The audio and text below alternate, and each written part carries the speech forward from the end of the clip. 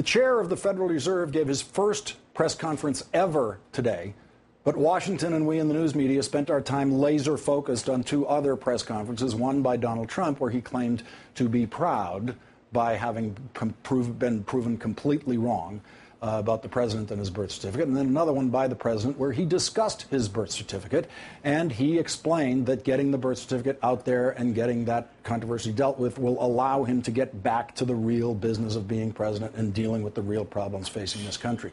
Joining me now, ranking member of the House Financial Services Committee, Massachusetts Democratic Congressman Barney Frank. Thank you very much for joining me tonight, Congressman Frank. Glad to be here. Congressman, did it help that the president dealt with this birth certificate issue today so that, as he said, he could get back to working on the people's business? Not that he wasn't working on it, but that the media, we were all focused on something else, and perhaps the Congress in some ways was losing focus because of this controversy. Well, Congress wasn't, but I hope it will help, and I hope it will help. I don't expect it to have any effect on Donald Trump or that odd woman you just had on. Although I was impressed to see that Michelle Bachmann acknowledged the error, and but it may help the press get away from this notion that whenever anybody says anything, no matter how outlandish, you have to kind of go down the middle, yes or no. And I think there has been a predisposition on the part of the media to give credence to nonsense as long as it's of the negative side. I will say what troubles me about this is not reaffirmation that Trump is not a serious human being in terms of his intellect or this strange woman you just had on. My problem is the extent to which what I would have hoped would have been respectable mainstream Republicans have been playing to this. I was driving back from a meeting of credit unions in Massachusetts a week ago, listening on the radio to a Republican who was a serious leader of the conservative Republicans in Iowa defending Trump and saying, look, we're glad Trump is out there because we want someone to confront Obama. And it really is shameful that the supposedly responsible leadership of the Republican Party has not repudiated him. And I'll give you an analogy. People say, well, what would you have done? Years ago, I had people on the left, very few, but some of them, claiming that George Bush was complicit in 9/11, a despicable, inaccurate argument.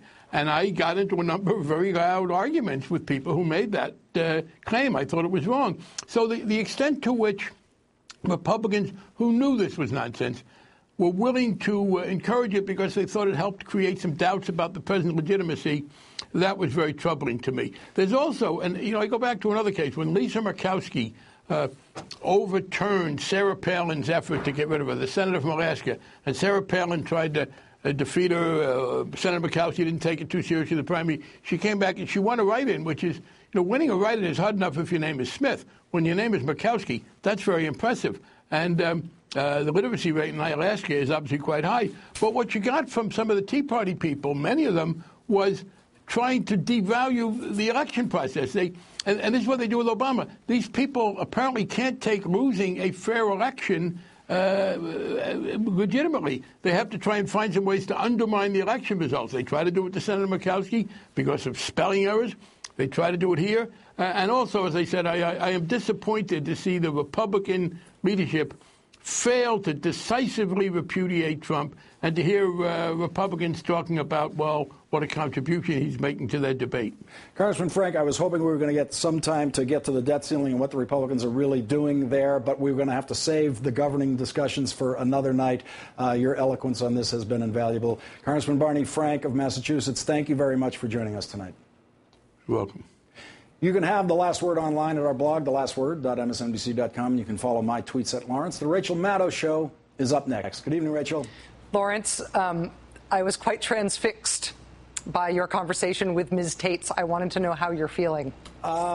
It's over. It's behind us, and she's over. I hear you. That was brave and amazing. Thank you for doing it, Lawrence. Thanks a lot. Rachel.